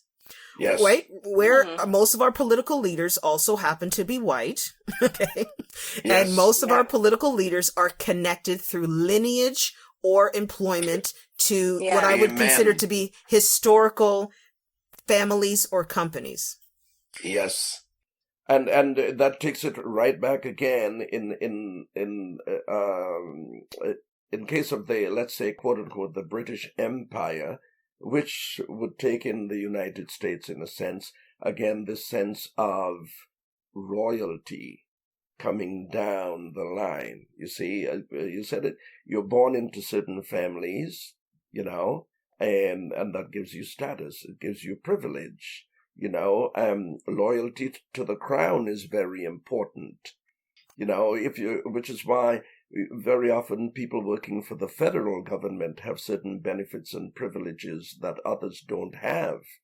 And that is part of the hierarchy as well. Exactly. But also that's why conversations, Saida, to your point about diversity and bringing in different people, it really is a threatening conversation because it means that you want to basically, end that lineage, that generational lineage that has that supports government, business. It means that you want to end that, and that's going to be threatening to a lot of people who have benefited from a certain last name or a certain school that they went to or a certain family that they're connected to. So the conversation about equity, diversity, and inclusion is actually a conversation to, in my opinion, this might sound funny, but it's a conversation to finally end the feudal system. Oh, I totally agree. That we're 100%. Still living under. Yeah. Long overdue. And that is so well put. And again, and I think that those in control know this, they're aware of it. Oh, yeah. Which is why they go to great lengths to keep people dumbed down, to keep them distracted. And that's the key word, I think, in our society today. Distraction. Yes. Whether it's social media, whether it's entertainment, distraction. And I want to leap now to, again, while we are thinking of power control, we look at you mentioned the UN earlier on. we look at, I have to jump to this concept of this one world, the new world order that has been expressed by so many different people. And there is some evidence to show that that there are those who are willing to head in that direction. But I think the blowback against that is more people waking up, and leaders of countries waking up and saying, wait a minute, this is not serving us well. This one world government, whether it comes through the UN, the European Union, whatever organization it is not really, one size does not fit all. And I go back again to the biblical reference with the Tower of Babel. And now I'm not saying that people should believe or not believe. What I'm drawing on here is the example, the notion that there would be one world, one order, one of anything. Nature, it is not supported in nature. Variety is important. That's right. So I don't think in that, genetics. Yeah, exactly. Everything. Well, there you go. Variety is important. Nature teaches us that over and over. So all the people who are putting their energies and fortunes into, I think you just said eugenics, the eugenicists and whomever, it's not going to work. It's at some point it's going to collapse. And I think McLuhan's, again, the tetrad, that model comes in here, because this sense of the one world government is going to blow back against itself. And I'm jumping around, but I got to jump now to Donald Trump, who I know has not been many people's favorite. But when he spoke about America first, and then he extended it and said he expected that each nation, each leader should think of his or her country first. On the surface, it sounds selfish, but when examined, he does have a good point. This one world order is not going to work. I mean, the only area that, well, there was a few issues that I had with that statement, but one of the issues that I have is I don't like, why can't you do both? It's almost like thinking, like, bear in mind, I don't have children, so people with children, you can criticize me. But it's this idea of when you care about your family, right? You want your kids to be safe, but you give them tools for when they go to school and they have to interact with other people of how to do so. So that you're also keeping those other people kind of safe too, because they know they know how to talk to people who are different and this and this. So when we take that to nation states, it's like a lot of the rhetoric that he was pointing to was that America shouldn't really care about anyone else but America. And the problem is we live in a global economy. Right. So, and the US dollar is the world reserve currency. And it's the world currency. And so it's kind of like, why can't we do both? Right? Care about your family at home and then give them tools when they go abroad of how to treat people. Right? I totally agree with you. As I said, I was just taking that concept. But of course, when we examine it, there are lots of problems I have with the U.S. but I hear what you're saying, because the truth is, I think, especially in Canada, you know, often the only time we start thinking about being Canadian is when there's an election. And then they start telling you, right? Yes. It's true. They start telling you what Canadians are this, Canadians are that. Yes. I don't think I've heard the word Canadian so many times than this past election. And I'm thinking to myself, is that what we are? Because when it's not an election, I have no idea what I don't know what the Canadian politics, what we're doing. I don't know what our stance is on anything. Like half the things that came up in that election, I didn't even know we had a policy or we had an agenda about them, because otherwise they just don't really get discussed. Our government just does whatever it wants to do. And I think essentially, yes. I think a lot of governments, especially in the Western world, that's exactly what's happening. They're kind of just doing what they want to do, and then they send you the report after the fact. Like democracies are actually not working the way democracies were intended, again, going back to like the 17th and 18th century conception of democracies. And the reason being is, again, they don't want to hear about transatlantic slavery, Zahida, but I'm so sorry. You can't, girl, say it. You really can't get around the fact that in the 17th and 18th century, when they were talking about democracy and notions of freedom and citizenship, not talking about black people. The people that they were excluding are the people they considered to be property. Yep. And remember too that even in this concept of democracy, one had to have property in order to vote. That's right. So again, we're talking about hierarchy. Without being part of the propertied class, initially, at least here in the West, one could not vote. Remember that women could not vote either. That's right. So the question, for me, the question becomes, in the 21st century, when I actually think we're experiencing a crisis of both democracy and capitalism, it's kind of both. If we still can't address the root cause, it kind of makes the conversation just a complete waste of time. Superficial. Yes. That's something I repeat very frequently. Oh man. This, it's which begs the question as well. Do leaders who advocate for ESG, impact investing, do they really mean it? Or is this, has this been hijacked for something else, for another purpose? Yeah. Well, again, I come back to this.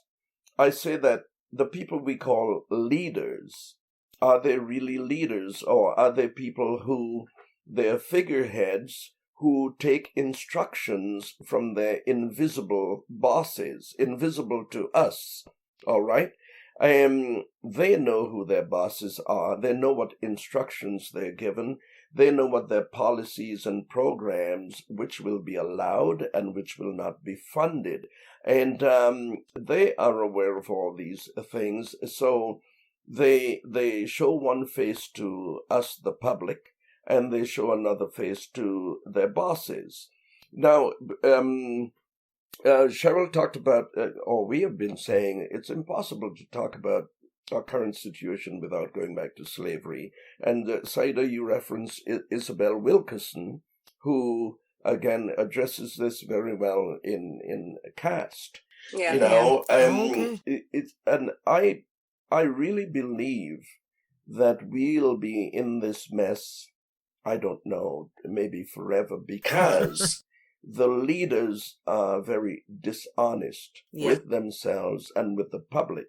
The day leaders collectively step forward and say, look, our system was built on slavery. Whether it's Europe, whether it's the American, our system was built on slavery. Okay, let us acknowledge that fact.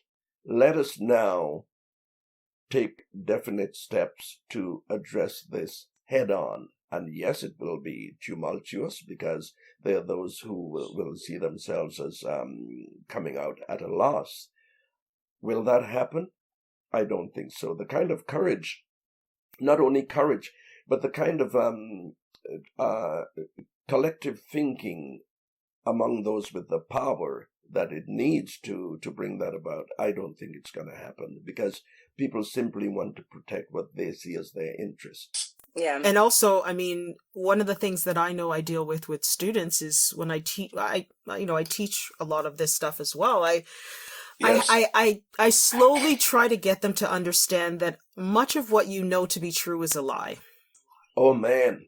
And I think that's a tough pill for a lot of people to really just sit with, and understand that you've been lied to in your education, in your media, in the movies. And so how do you get clear? You get clear by first acknowledging the lie. And it's very hard for people to do that. And I know I had one student who actually went on a journey and started, they realized a lot of stuff. This was a white student. And they emailed me saying, but when I have conversations with my family, they don't go very well. And I'm starting to feel disconnected from my family. And so, I'm not going to tell anyone what they can do in those cases. But what I said to that person is, when you wake up, not everybody's going to wake up with you. And so sometimes it means you might have to have some losses in your life, because it's better to see clearly than to be looking through fog and rose-colored glasses, which a lot of people are looking through, and they just don't want to admit it to themselves. Yeah. And as you mentioned that, it reminds me of an experience I had at Cedarbrae. As you know, I taught media studies, and I had several students say to me, Mr. Gomez, I'll never look at TV in the same way again. I'll never look at commercials. Yes, I get that all the time. And that is so rewarding, because to get past that conditioning and to get them to open their eyes, it takes a lot of effort, a lot of sincerity, a lot of trust. And Cheryl, I imagine your students who arrive at that really develop a kind of a bond, trust in your professionalism and your honesty, that they're able to come around. And to me, that is partly what teaching, if I might use that term, I like to use the term interacting with students, because I don't believe I ever really taught. I think I learned much more from the students than I taught them. Yes. But that's what I believe interacting with students should be all about. Not do this and believe this because I'm the teacher and I tell you so. You take what we are talking about, examine it in the real world, and see what conclusions you come to if you open your eyes and you examine things honestly. And that, I think, is so important. Yes, and what I like to do is say, enlightenment, at the end of the day, in this century, enlightenment is a choice. The Enlightenment eras of the last centuries, the 20th and the 19th, in many ways they were experienced collectively. So there was collective enlightenment. You had religious enlightenment, social justice enlightenment. There was groups of people being enlightened. In the 21st century, it really is an individual action that requires you to go on a journey in your own life. And I think what I always say to students is that enlightenment also doesn't matter what your racial background, class. Oh, yes. All the stuff that gets people stuck, their class, their sexual identity, their race. Distractions. Those are distractions. It's and what is enlightenment? It's seeing another person as you see yourself. It's believing that your dreams and hopes, another who doesn't look like you also should have a right to the same dreams and hopes. Exactly. Yep. No limitations. You don't limit yourself. Why should I be limited because I'm black and a woman? That's right. Exactly. And I think quick question. Go ahead. Sorry, go ahead. No, it's just the fact that's a very, as much as I could say it clearly, it's a very challenging thing to get into with people. So just, we're going to have to close out soon, but I love what you say about no limitations and what enlightenment really means.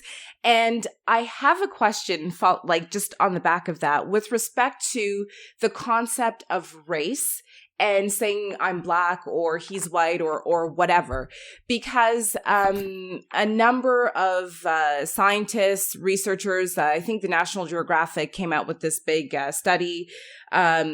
People from James Baldwin to Chimamanda Ngozi Adichie have all said that this idea of race is a social construct, and basically the only purpose of race is racism. So how do you view that in the scope of not having any boundaries to limit us? We should be on our own journeys. I mean, the thing is that I don't, as much as I love those authors and I hold them in very high esteem, I don't agree with them.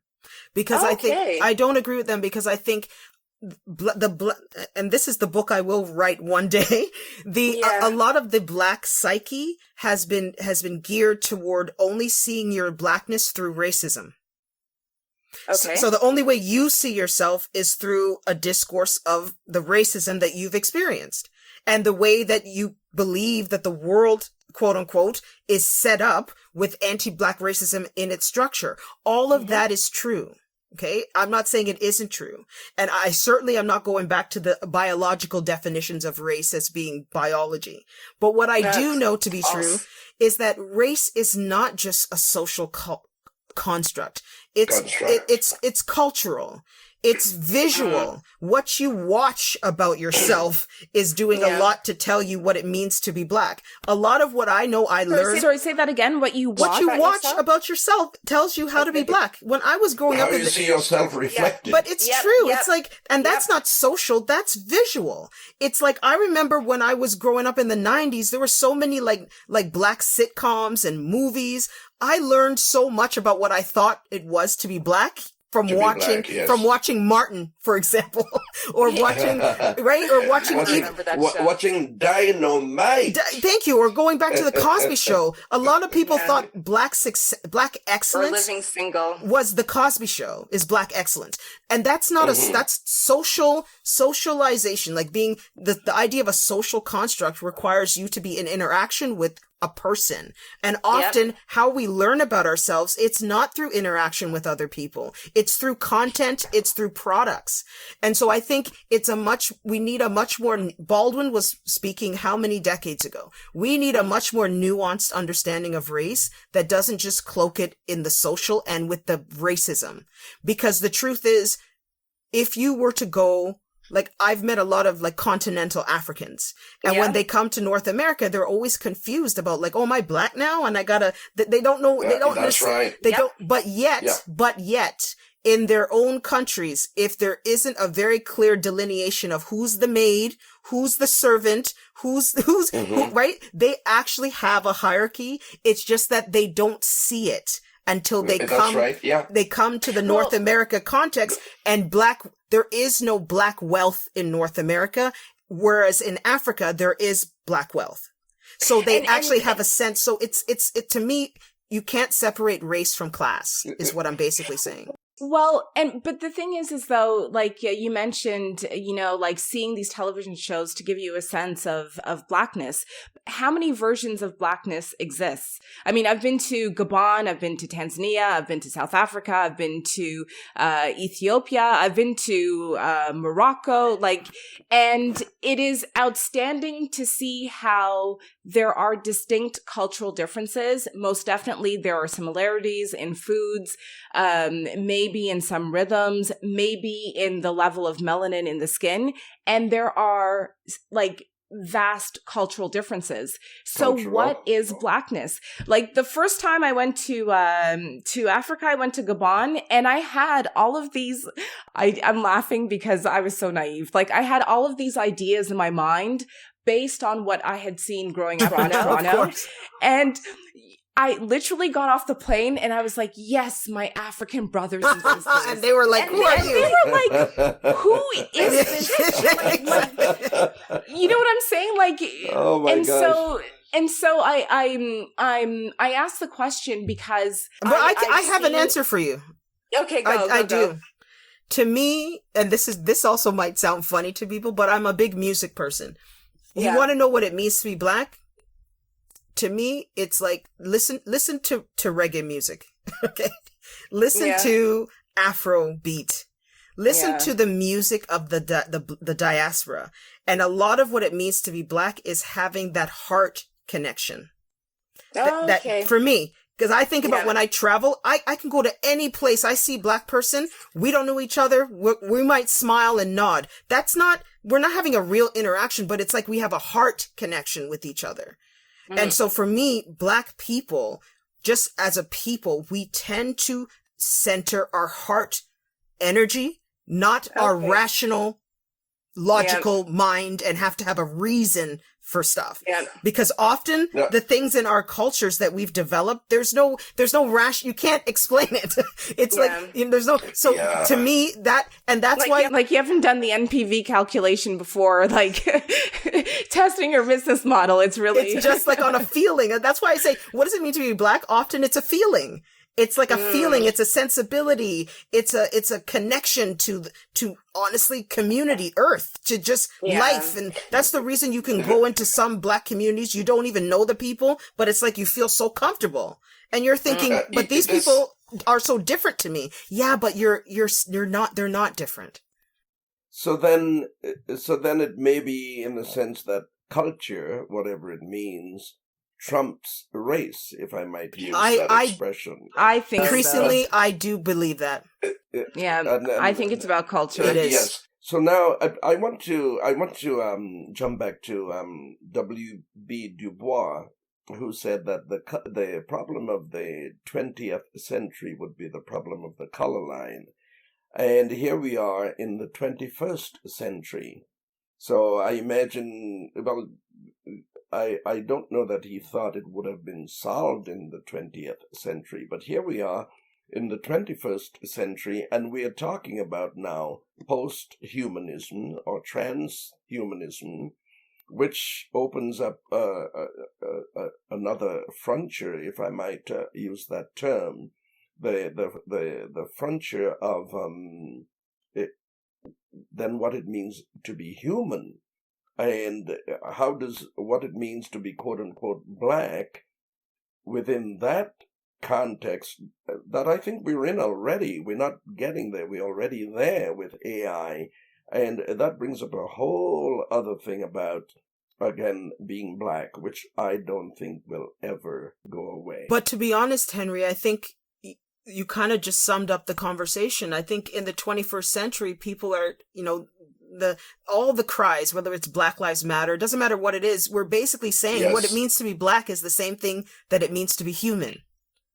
Like, okay. I think people, like, we're actually trying to say that to people to assert the fact that we are not a caricature. We are not a stereotype. We are not the things that we are human, just like you. Like, I actually think on a basic level, that's what it means to be Black in the 21st century. Or maybe we could flip that and say, maybe they're saying we'd like you to be human just like us. That too. That too. That's too. Yeah. Because part of in my experience with racism, okay, part of what I know in every time I've experienced racism and in all of its forms, there's a dehumanization aspect to it. It's like, that's right. You think to yourself, well, if we just sat down and you talked to me, like, you'd realize that I'm not just a cool person, I'm cooler than you. Like, you got some things you could learn. So every time it happens, you're just still, even though you have a lifetime of experiencing it, every experience with racism is shocking. It is. And what is that about? Every single time I'm like, oh my God, like, this? Like, is this really? Exactly. Again?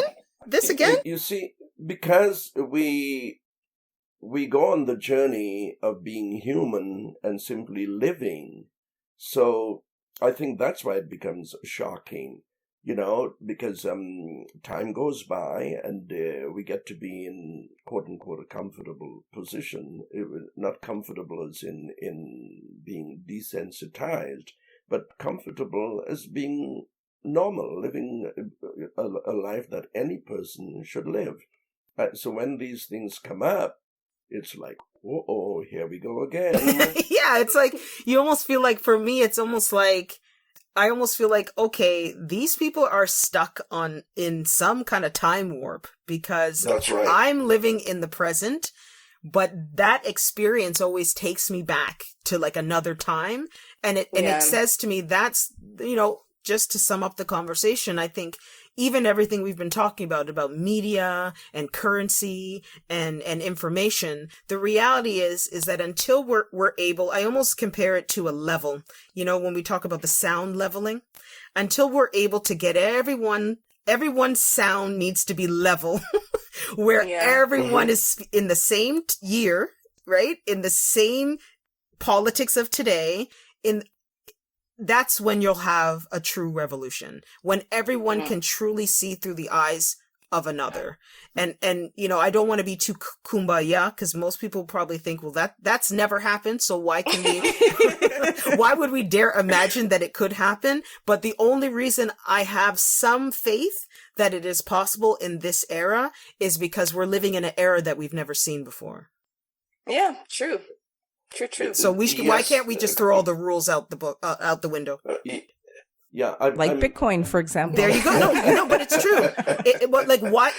Who says it's not possible? Because we've never lived. The truth is, we've never lived in a time in modern history where there is so much wealth in the world. There are people have so much access to get out of their birthright. So if you're born into poverty in at least the Western world, you actually don't have to stay in poverty. It's possible. It doesn't mean that everyone's going to get out. In 300 years ago, it would never be possible. You're done. Okay. Wherever you're born into, that's your destiny. So we are actually at a moment in time where there's never been a moment where more people around the world are questioning. Yes, I agree on that. Yeah. What I wonder though is if the potential to fragment us even more that is brought about. Well, let me backtrack on that a bit, because again it seems like a duality: the potential to fragment, yet the potential to unify. And here I'm talking about the internet. In general, I'm talking about the dissemination of information. I'm talking about the interactivity of that it allows human beings to have with one another over vast differences, over time and space, which in keeping with your idea, Dr. Thompson, that we didn't have before. So yes, we are ripe with possibilities. And again, when it comes to people protecting their interests, we have found that people go to diabolical lengths to protect these material interests. Yes. And that's the only, cautionary note that I tend to sound. I'm an optimistic at heart, okay? Don't get me wrong. I'm an optimist at heart, don't get me wrong. But again, history has shown that those who identify themselves through their possessions, through material things, they derive their sense of power through ownership. Yes. Not philanthropy. They may be coaxed into being involved in or doing some philanthropic gestures in order to burnish their image a bit. Not that they believe in it. So that's my only, I should say a bit of caution. Oh, absolutely. I mean, future. I'm also an optimist, but I'm an optimistic realist. So I know that, you can have big hopes and dreams, but then you got to look at facts and see. But but what I do also believe is we live in a time where, people are just going to have to start to make some decisions.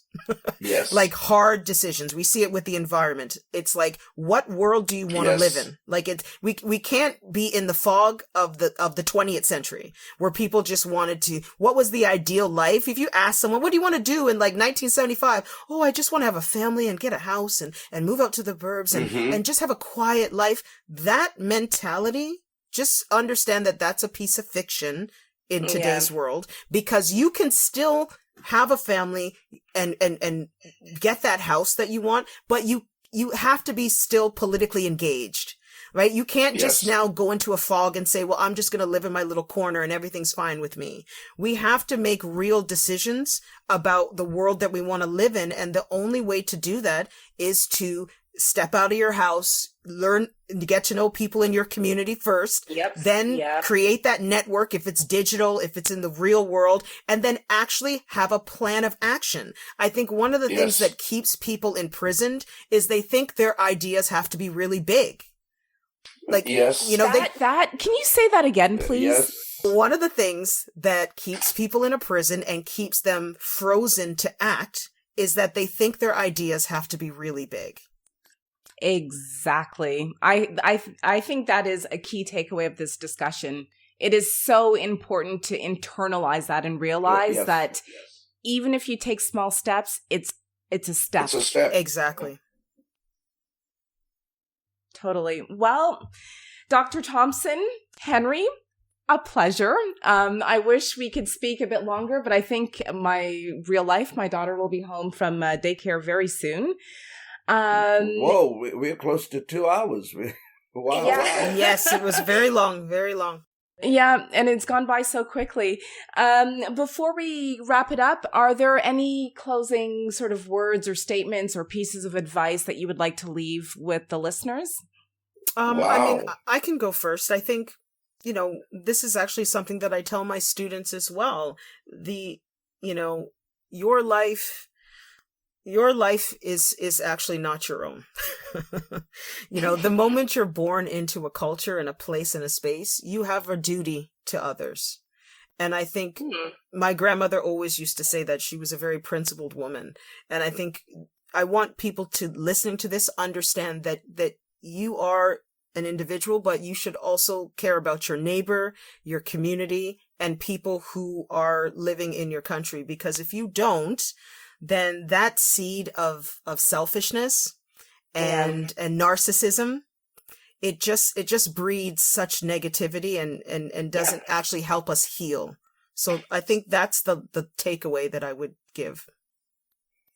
So you're saying the collective, the community, yes, the individual is important, but that individual, I wouldn't say owes something, but the individual should be very mindful of the collective, the community, with which I totally agree.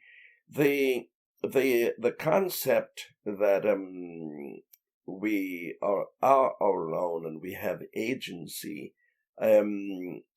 needs to be examined in the sense that there are still people who, in some ways, quote unquote, own us. And when I say us, I don't mean as Black people, I mean all people. And again, this goes way back to the divine right of kings and queens, which, has not totally disappeared. That concept still finds a way into modern day society, its way into modern day society. And I think to the extent that people are not aware of that, they behave and act in ways that are not conducive to this collective, to the well-being of the collective. I may sound a bit convoluted in the way I'm expressing it, but there's ample evidence to show that we are not, or we are not allowed to be our own agents to the extent that we should be.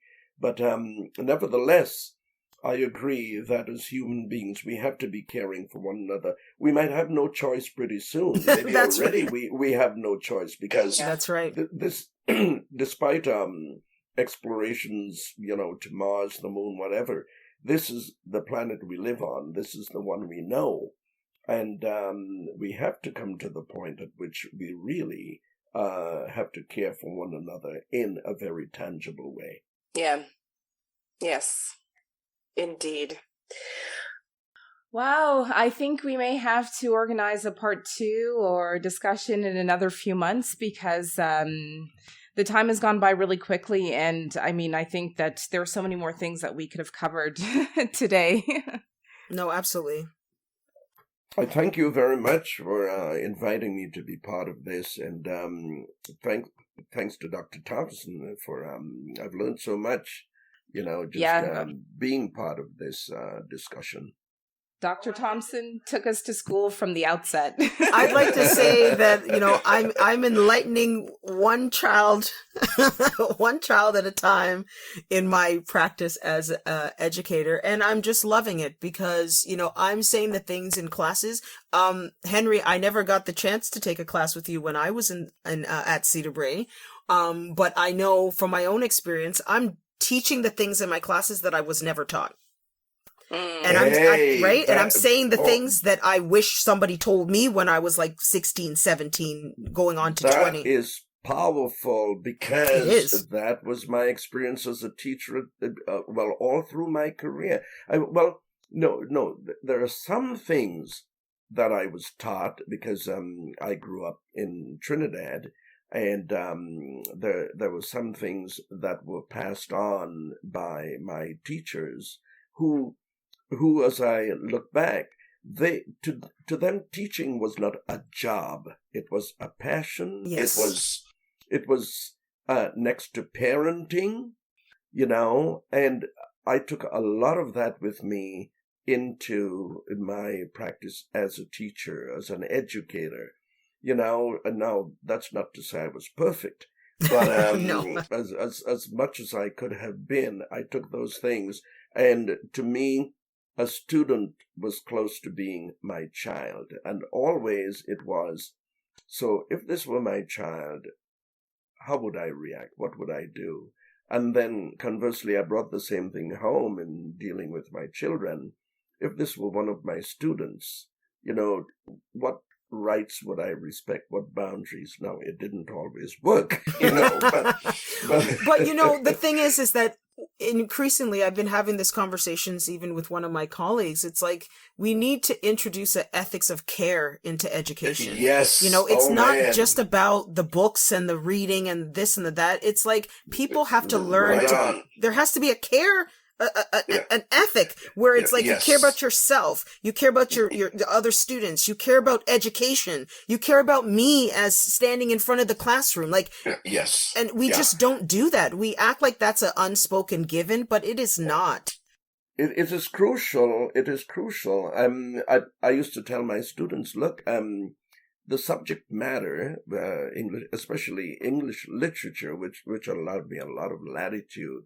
I used to tell, look, this really is only the currency of exchange. What is important is what is happening between us. Yes. Not the subject matter, but what's happening between.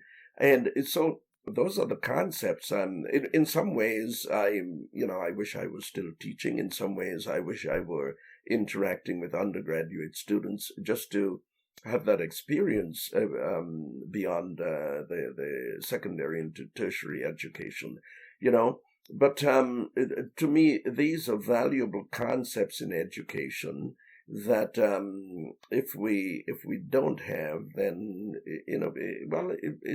then it becomes another business, which for many it is. That's right. Yeah. That's right. Yep.